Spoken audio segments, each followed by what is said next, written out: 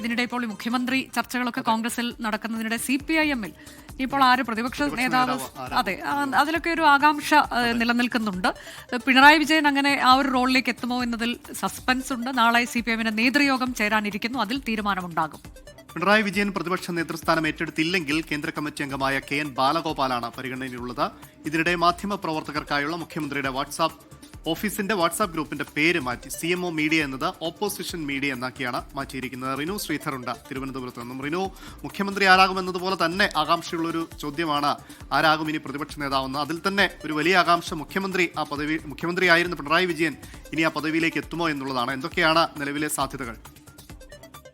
അമൽ, അനുജ, നിങ്ങൾ സൂചിപ്പിച്ചതുപോലെ തന്നെയാണ് UDF-ൽ ആരാകും മുഖ്യമന്ത്രി എന്നുള്ളത് വലിയ ചർച്ചയായി മുന്നോട്ട് പോകുന്ന ഒരു സാഹചര്യം. അതേ സാഹചര്യം തന്നെയാണ് LDF-നകത്തും ആരാകും പ്രതിപക്ഷ നേതാവ് എന്നുള്ളതാണ് രാഷ്ട്രീയ കേരളം ഉറ്റുനോക്കുന്നത്. 10 വർഷം തുടർച്ചയായി കേരളത്തെ നയിച്ച അല്ലെങ്കിൽ കേരളത്തെ ഭരിച്ച പിണറായി വിജയൻ തന്നെ ആയിരിക്കുമോ, മുഖ്യമന്ത്രിയായിട്ടുള്ള പിണറായി വിജയൻ തന്നെ ആയിരിക്കുമോ LDF-ന്റെ പ്രതിപക്ഷ നേതാവ് എന്നുള്ളതാണ്. അത്തരം സൂചനകളൊക്കെ തന്നെ വരുന്നുണ്ട്. എങ്കിൽ പോലും കേന്ദ്ര കമ്മിറ്റി അംഗം കൂടിയായിട്ടുള്ള KN ബാലഗോപാൽ പേര് ഉയർന്ന് കേൾക്കുന്നുണ്ട്.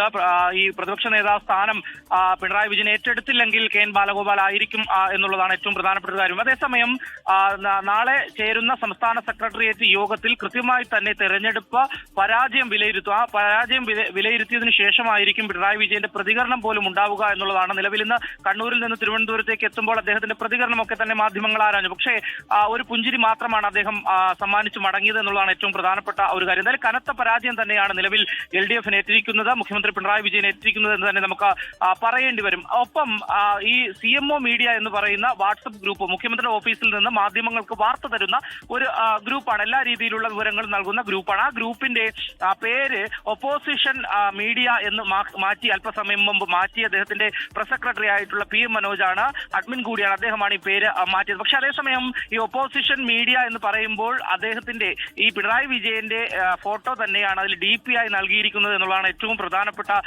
ഒരു കാര്യം. അപ്പോൾ പ്രതിപക്ഷ നേതാവ് അദ്ദേഹം തന്നെ ആയിരിക്കുമോ എന്നുള്ളതും ഉറ്റുനോക്കുന്നുണ്ട്. എന്തായാലും നിലവിൽ UDF-നകത്ത് മുഖ്യമന്ത്രി ആര് എന്നുള്ള ചർച്ച ഉയർന്നു വരും പോലെ തന്നെയാണ് LDF-നകത്ത് പ്രതിപക്ഷ നേതാവ് ആരായിരിക്കും എന്നുള്ള ചർച്ചയും ഉയർന്നു വരുന്നത്. എന്തായാലും നാളത്തെ സംസ്ഥാന സെക്രട്ടേറിയറ്റ് യോഗത്തിന് ശേഷമായിരിക്കും അത്തരത്തിലൊരു തീരുമാനങ്ങളും ഒപ്പം മുഖ്യമന്ത്രി പിണറായി വിജയന്റെ കാവൽ മുഖ്യമന്ത്രി പിണറായി വിജയന്റെ ഒരു പ്രതികരണവും ഒക്കെ ഉണ്ടാവുക.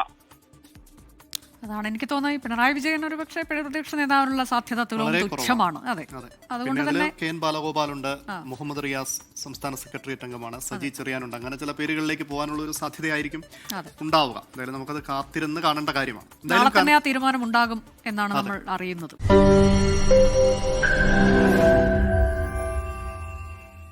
ലോകത്തെവിടെയായാലും ഏത് സമയത്തും 24 വാർത്തകളും ഓഗ്മെന്റഡ് റിയാലിറ്റി പാക്കേജുകളും എക്സ്പ്ലെയിനറുകളും വിശദമായി കാണാൻ ഞങ്ങളുടെ YouTube ചാനൽ നിങ്ങൾക്ക് സബ്സ്ക്രൈബ് ചെയ്യാം.